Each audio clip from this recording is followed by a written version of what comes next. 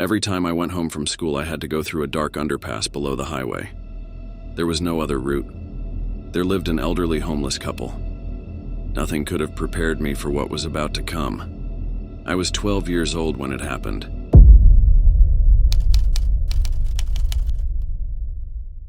Day by day on my journey home, they would stare at me, sometimes calling out for me. It made me very uncomfortable. I was sure they were doing that to everybody. I would later find out I was wrong. Many times I confronted my dad about my discomfort, but he just laughed it off, saying he knows them.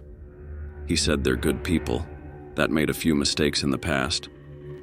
I trusted him, even though he was never a good parent.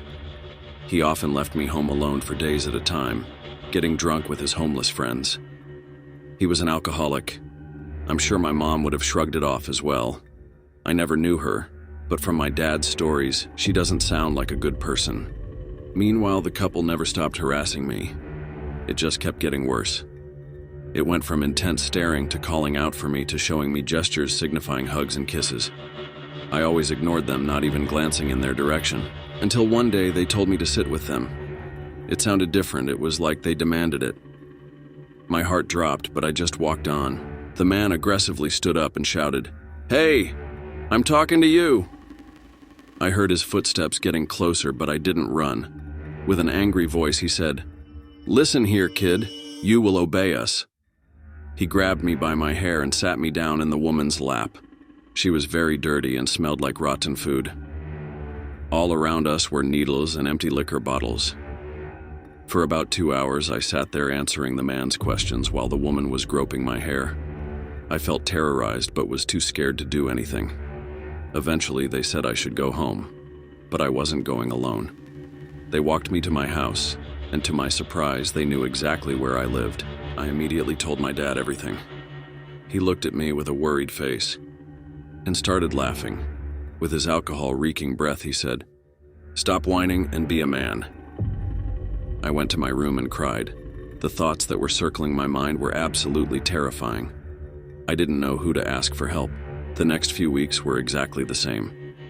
I went home from school. They grabbed me, groped me, and eventually took me home. I told my dad again and again, but he never cared. He always said something that just made me feel worse about myself. "I didn't raise a little girl. Stop pretending it's so bad. You are fine.